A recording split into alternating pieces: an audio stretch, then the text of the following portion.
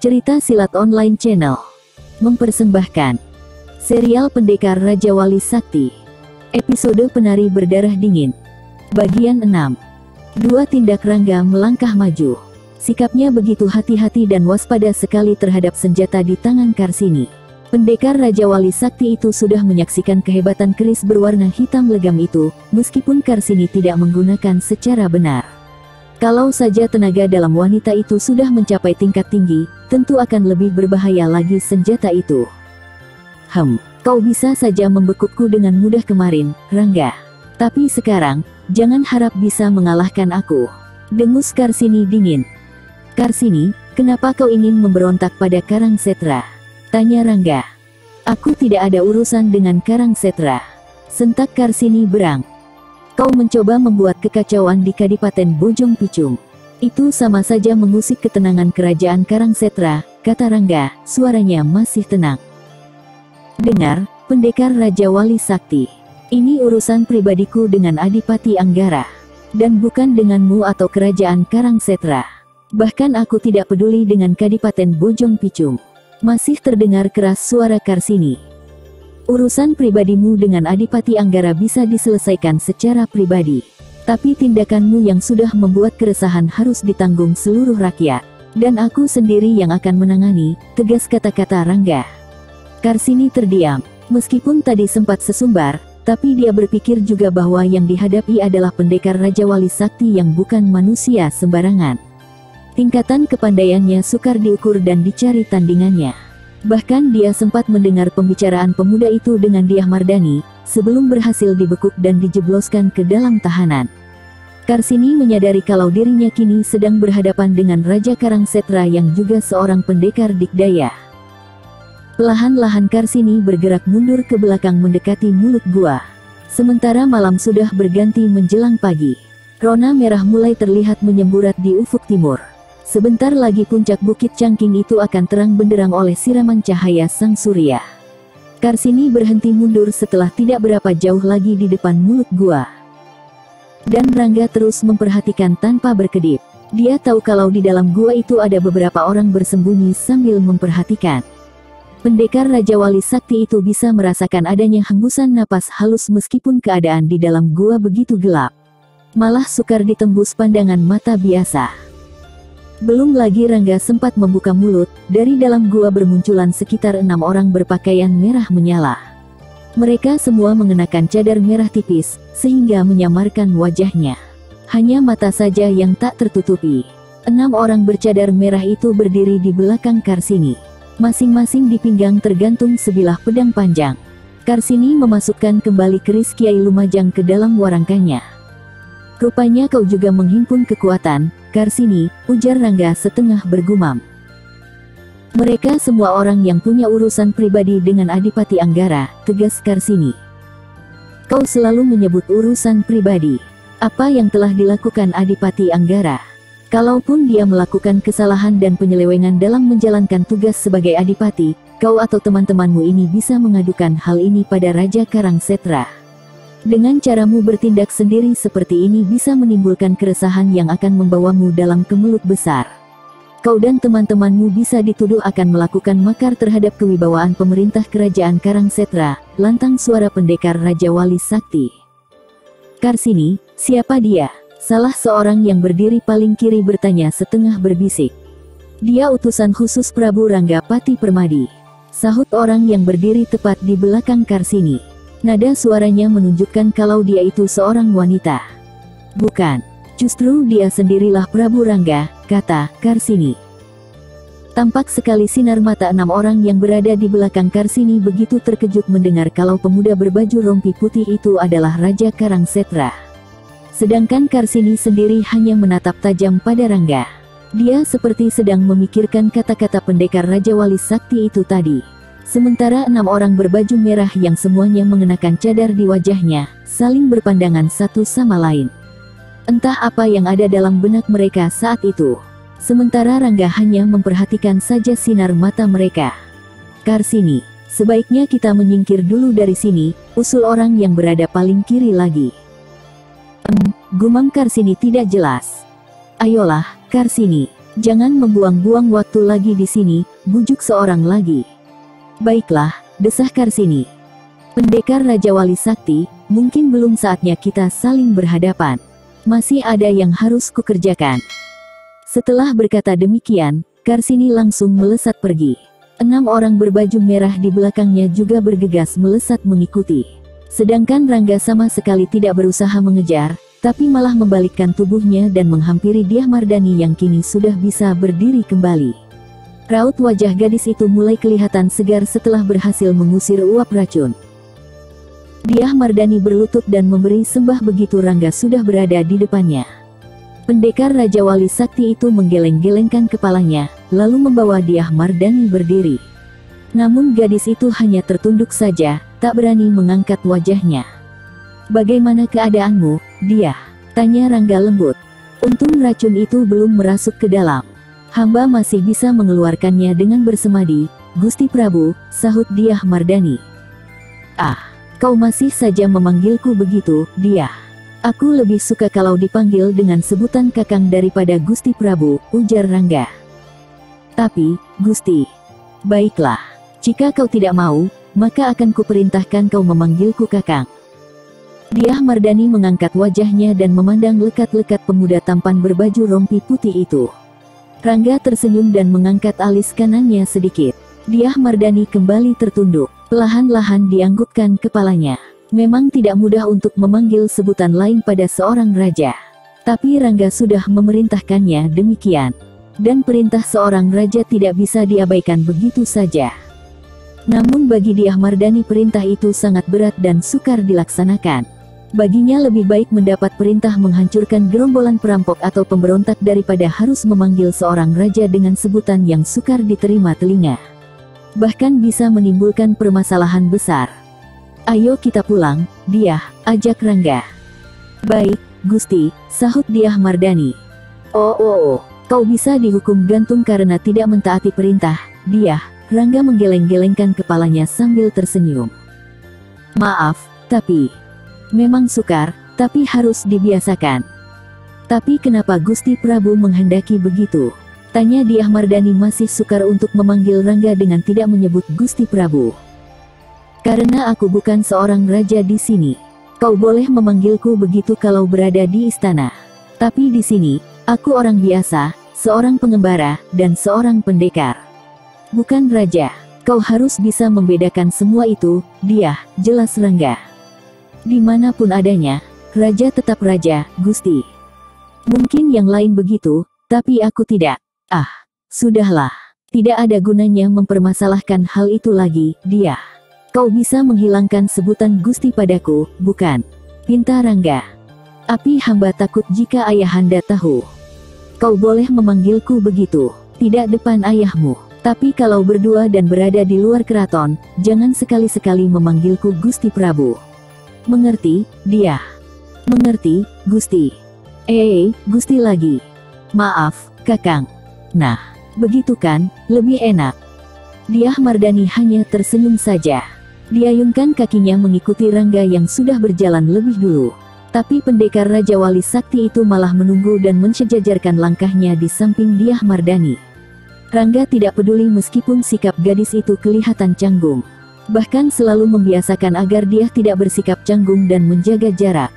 "Oh, ya, kau tentu mendengar semua yang dikatakan Karsini tadi. Kau tahu, ada persoalan apa antara Karsini dan teman-temannya dengan ayahmu?" tanya Rangga kembali menjurus pada persoalan yang tengah dihadapi sekarang ini. "Aku tidak tahu, Kakang," sahut Dyah Mardani mulai terbiasa. "Kau tahu kalau Karsini bekas selir ayahmu, bukan?"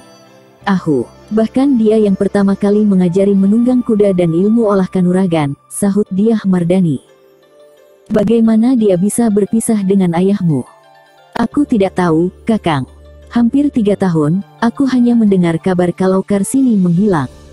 "Menghilang?" "Awalnya, waktu Karsini hendak mengunjungi orang tuanya di desa Hargaling, tapi di tengah jalan dihadang gerombolan perampok. 30 prajurit yang mengawalnya tewas semua. Demikian pula sebagian pelayan. Tapi Karsini dan beberapa pelayan menghilang. Ayahanda sudah berusaha mencari, tapi tidak juga diketemukan. Hingga Dia muncul lagi sekarang ini. Potong Rangga. Benar, Kakang. Aneh. Belum pernah aku mendengar ada gerombolan perampok di wilayah ini, gumam Rangga seperti bicara pada dirinya sendiri. Memang aneh, Kakang. Perampok-perampok itu beraksi hanya sekali itu saja. Dan sampai kini tidak pernah lagi terdengar ada perampokan setelah kejadian itu, meskipun para prajurit yang dikerahkan tidak bisa menemukannya. Mengapa kau begitu memusuhi Karsini? Karena dia merebut cinta ayahanda, dan yang menyebabkan ibunda meninggal, sahut dia. Ibumu meninggal sekitar 4 tahun lalu. Dan aku tahu itu, meskipun tidak bisa menghadiri saat pemakamannya. Aku juga tahu kenapa ibumu meninggal, jelas Rangga. Apa yang Kakang ketahui, pasti sama seperti yang orang lain katakan. Padahal kenyataannya sama sekali berbeda. Maksudmu, ibu tewas terbunuh? Oh, Rangga terhenyak kaget. Pendekar Raja Wali Sakti itu sampai memandangi Dyah Mardani dalam-dalam. Hampir tidak dipercaya kalau pendamping Adipati Anggara tewas terbunuh. Sedangkan yang didengarnya tentang kematian itu adalah karena penyakit. Bahkan Adipati Anggara sendiri yang melaporkannya begitu. Tapi sekarang yang didengar lain. Bahkan begitu mengejutkan sekali. Rangga menghentikan langkahnya dan memutar tubuhnya menghadap Dyah Mardani yang juga berhenti berjalan. Sudah kuduga, Kakang pasti tidak akan percaya seperti yang lainnya, kata Dyah Mardani seolah mengeluh. Bukannya tidak mempercayai, dia. Tapi tidak ada bukti, potong Dyah Mardani cepat, semua orang selalu berkata seperti itu padaku. Tapi aku tetap yakin kalau ibu terbunuh. Bahkan pembunuhnya masih berkeliaran sampai sekarang. Malah sepertinya ayahanda melindungi. Siapa pembunuhnya? Dia, tanya Rangga bernada memancing. Karsini, sahut Dyah Mardani. Oh, lagi-lagi Rangga terkejut. Karsini dulu juga seorang penari, jelas Dyah Mardani lagi. Rangga menggeleng-gelengkan kepalanya, dan kembali melangkah perlahan. Dyah Mardani mengikuti di samping kanan pendekar Raja Wali Sakti itu. Kini Rangga mengerti, mengapa Dyah Mardani begitu membenci para penari yang kini berada di Kedaton Kadipaten Bojong Picung. Rangga bukannya tidak mempercayai semua yang diutarakan gadis itu, tapi memang sukar untuk membuktikan. Lagi pula apa yang dilakukan Dyah Mardani masih dilandasi perkataan hati, bukan dari akal pikiran. Kadipaten Bojong Picung kembali gempar. Tempat penyimpanan senjata ternyata telah terbongkar. Dengan demikian seluruh senjata yang tersimpan, hilang tanpa tersisa satu pun juga. Bahkan seluruh kuda di istal juga ikut lenyap. Padahal semalam Rangga dan Dyah Mardani mengejar seseorang yang membebaskan Karsini dari penjara. Sama sekali tidak diketahui kalau pada waktu yang bersamaan ada orang menjarah hingga seluruh senjata di ruangan penyimpanan senjata lenyap. Adipati Anggara sendiri semakin kusut. Terlebih lagi begitu mendapat laporan kalau tahanannya ikut hilang. Tidak mungkin prajuritnya diperintahkan untuk mencari, karena semua kuda tidak ada lagi di istal. Sukar dipercaya. Dalam waktu semalaman saja, seluruh kuda dan senjata lenyap tanpa tersisa. Aku yakin, semalam kita sengaja dijebak, Kakang, duga Dyah Mardani di depan pintu ruangan penyimpanan senjata yang jebol berantakan. Rangga yang sedang mengamati ruangan itu membalikkan tubuhnya menghadap gadis itu. Kakinya melangkah menghampiri Dyah Mardani. Dipandangi gadis itu sebentar, lalu Rangga berjalan keluar. Dyah Mardani mengikuti dan mensejajarkan langkahnya di samping pendekar Raja Wali Sakti. Mereka berhenti di depan istal yang sudah kosong tanpa seekor kuda pun tertambat di sana. Beberapa prajurit mondar-mandir bersama kesibukan masing-masing. Rombongan penari itu pasti terlibat, Kakang, tebak Dyah Mardani lagi. Jangan berprasangka buruk, Dyah, Rangga memperingatkan. Sejak mereka datang, aku memang sudah curiga. Apalagi pada orang yang bernama Onila, rungut Dyah Mardani. Rangga menatap gadis itu yang sedang memandang ke satu arah tanpa berkedip. Pendekar Raja Wali Sakti mengalihkan pandangannya ke arah yang sama dengan tatapan Dyah Mardani. Tampak di depan jendela sebuah kamar, seorang wanita berwajah cantik tengah membenahi rambutnya yang panjang dan hitam berkilat. Di dekatnya berdiri seorang laki-laki tua yang mengenakan baju dan ikat kepala kuning. Kau terlalu terbawa emosi, Dyah, kata Rangga. Naluriku berkata demikian, Kakang. Dan naluriku tidak pernah berdusta, tegas Diah Mardani. Mantap. Rangga kembali melangkah meninggalkan kandang kuda. Diah Mardani mengikuti di samping. Namun pandangan gadis itu sesekali masih tertuju pada wanita yang duduk di depan jendela sebuah kamar bersama seorang laki-laki tua. Entah apa yang dibicarakan karena terlalu jauh untuk bisa mendengar. Ayahanda pernah membawa Onila dan Ki Jawura melihat-lihat sekeliling keraton. Bahkan yang seharusnya tidak boleh diketahui orang lain diperlihatkan juga, jelas Diah Mardani lagi. Itu bukan alasan untuk mencurigai mereka, Diah. Menurutku itu merupakan alasan kuat, Kakang. Tidak ada seorang pun yang mengetahui ruangan penyimpanan senjata kecuali Ayahanda dan para pemimpin pasukan serta pengurus senjata. Kau lihat sendiri, Kakang. Ruangan itu tersamar, bahkan menyatu di tengah-tengah bangsal keprajuritan. Tidak ada yang menyangka kalau itu merupakan ruang penyimpanan senjata, kecuali mereka yang mengetahui. Diah Mardani mengemukakan alasannya. Rangga menggumam tidak jelas. Apa yang dikatakan Diah Mardani memang tidak bisa disangkal lagi. Dan Rangga memang mengerti kalau ruangan penyimpanan senjata biasanya tersamar dan tidak ada yang bisa menduga. Hanya orang-orang tertentu saja yang mengetahuinya. Sedangkan Diah Mardani mengatakan kalau Adipati Anggara memperlihatkan sekeliling keraton itu pada Onila dan Ki Jawura.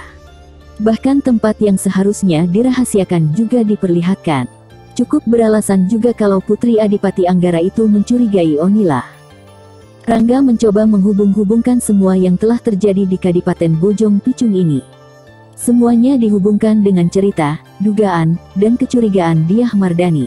Pendekar Raja Wali Sakti itu agak terkejut juga begitu menyadari semua berkaitan erat.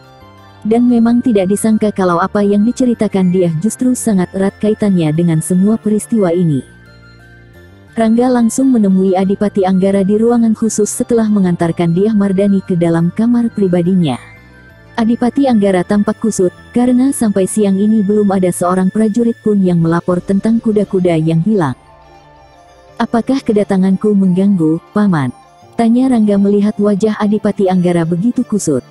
Oh, tidak, Gusti, sahut Adipati Anggara terburu-buru. Adipati Anggara langsung berdiri dari kursinya dan berlutut memberi sembah dengan merapatkan kedua tangan di depan hidung.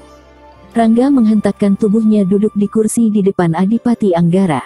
Pendekar Raja Wali Sakti itu mempersilakan Adipati Anggara duduk di depannya. Mereka duduk berhadapan, dibatasi sebuah meja bundar beralaskan batu pualam putih. Paman, keadaan Kadipaten sedang tidak menentu. Tapi mengapa Paman mengadakan pesta dan memanggil rombongan penari? Tanya Rangga langsung tanpa basa-basi lagi. Ampun, Gusti. Semula suasana di Kadipaten aman tentram. Tapi mendadak saja terjadi kekacauan begini, sahut Adipati Anggara, penuh rasa hormat. Kau tentu masih ingat, apa yang kukatakan, kata Rangga.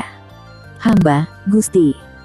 Suasana yang aman dan tentram merupakan pangkal kelengahan yang menjadikan suatu kelemahan. Akibatnya, akan timbul sikap masa bodoh dan kurang waspada, jelas Rangga. Ampun, Gusti Prabu. Hamba memang menyadari akan hal itu, ujar Adipati Anggara. Tapi kenapa hal ini sampai terjadi, Paman? Gusti Prabu, hukumlah hamba yang telah lengah dan gagal memimpin Kadipaten. Hamba mengaku bersalah, Gusti. Hukumlah hamba. Adipati Anggara menjatuhkan diri, berlutut di depan kaki Rangga. Hukuman tidak akan menyelesaikan suatu permasalahan, Paman Adipati. Bangunlah. Busungkan dada, lalu hadapi semua dengan kejantanan dan pikiran terang, tegas Rangga berwibawa. Oh, Gusti. Tidak ada gunanya mengeluh dan menyesali diri, Paman. Kesalahan merupakan cambuk menuju kebenaran. Setelah berkata demikian, Rangga bangkit dan melangkah meninggalkan ruangan pribadi Adipati itu. Sementara Adipati Anggara masih berlutut, dan masih menundukkan kepala. Dia tetap saja berlutut meskipun Rangga sudah lenyap di balik pintu. Agak lama juga Adipati Anggara berlutut di lantai, lalu perlahan-lahan berdiri dan melangkah keluar. Wajahnya sudah tidak lagi kusut, dan matanya kini bersinar penuh semangat kehidupan yang semula hampir padam, kini tersulut kembali. Bahkan semakin berkobar. Kata-kata Rangga merupakan setitik api yang membakar semangat hidupnya kembali. Bersambung ke Penari Berdarah Dingin 7. Masih bersama cerita silat online channel. Jangan lupa like and